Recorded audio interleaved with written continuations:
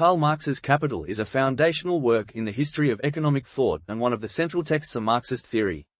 Marx's primary aim was to uncover the laws governing the functioning of the capitalist system, to reveal the internal contradictions of capitalism, and to show how the exploitation of the working class is an inherent feature of the economic structure.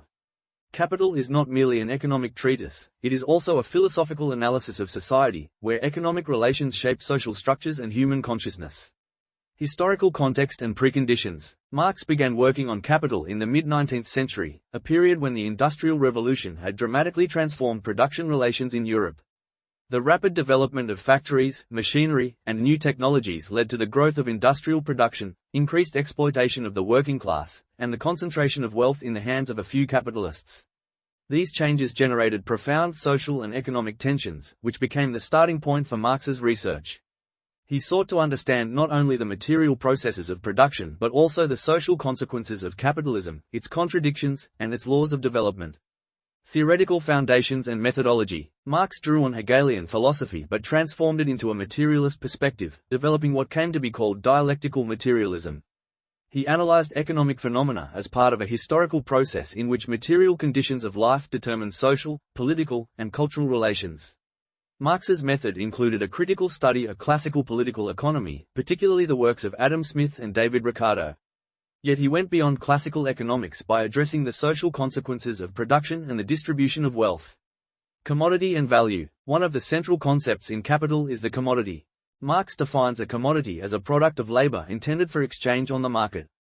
He distinguishes between two aspects of value, use value and value as socially necessary labor time. Use value refers to a commodity's utility, whereas value is determined by the amount of socially necessary labor time required to produce it. This concept of value allows Marx to reveal that capitalism is fundamentally based on the exchange of commodities, and that value is an objective category reflecting hidden social labor relations. The capitalist system thus masks social relations under the appearance of economic exchange. Money and capital. The next step in Marx's analysis moves from commodities to money and capital. He demonstrates that money in capitalist society becomes a universal equivalent and a means of accumulating value.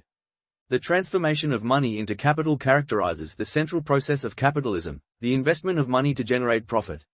Capital, according to Marx, is not merely money or means of production, it is a social relation between capitalist and worker. This relation is based on exploitation. The capitalist purchases labor power, but the value created by the worker exceeds the wage paid, producing surplus value. Surplus value is the source of profit and the driving force of capitalism.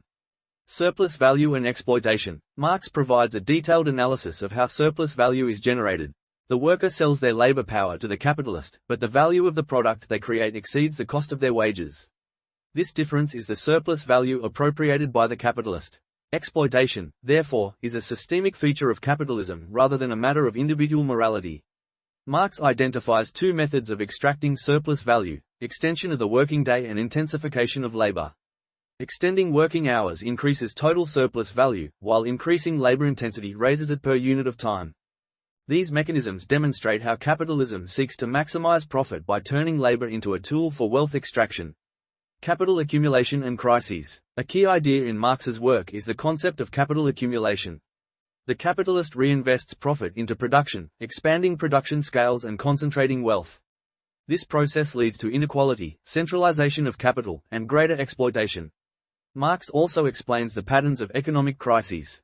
Growth in production and consumption is limited by the capacity of effective demand, which inevitably leads to periodic crises of overproduction. In these crises, the contradictions of capitalism become evident: wealth is concentrated, workers lose their jobs, and capitalists experience declining profits. These cycles highlight the inherent instability of the capitalist system. Technological progress and alienation. Marx pays attention to technological change as well. Machines and automation increase productivity but also intensify alienation of labor. Workers lose control over the production process and the outcome of their work, becoming mere appendages of the machine. Alienation affects not only economic but also social and psychological aspects of working-class life. According to Marx, alienation is not an accidental feature of capitalism, it is a structural characteristic. It manifests in the workers' loss of direct connection with the product of their labor, the labor process itself, and with other people, turning them into a passive instrument for producing surplus value. Class struggle and historical perspective. Marx views capitalism as a historical stage in societal development. He demonstrates that contradictions between capital and labor create conditions for social struggle. Class struggle is the driving force of history, and the transition to a communist society is considered an inevitable result of the development of productive forces and the intensification of exploitation. Capitalism, according to Marx, is not eternal. Its internal contradictions, overproduction crises, and concentration of capital generate conditions for radical social change. The working class, when organized and conscious, is capable of transforming existing economic and social structures, ushering in a new historical epoch. Critique and significance of capital. Capital has had a profound impact on the development of economics, sociology, and political philosophy. Marx criticized classical economics for its abstract treatment of wealth and its neglect of social exploitation. He proposed an analytical method that combines economic theory with social philosophy, emphasizing historical development and social relations. Critics of capital note its complexity and abstraction, as well as its perceived determinism in historical processes. Nevertheless, Marx's work remains relevant for analyzing contemporary economic crises, inequality, and globalization. Theories of surplus value, labor alienation, and class struggle continue to inform sociology, political science, and economics today. Conclusion. Karl Marx's Capital is a foundational work that uncovers the inner laws of the capitalist system and demonstrates how exploitation and surplus value underpin capitalist production.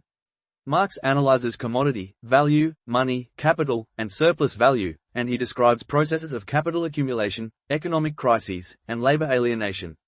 He considers capitalism a historical stage shaped by contradictions between capital and labor, and he anticipates the possibility of social transformation through class struggle.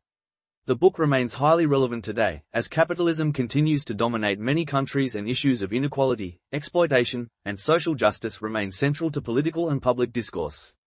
Capital is an essential text for understanding how economic relations shape society and how critical theory can reveal the hidden mechanisms of power and exploitation.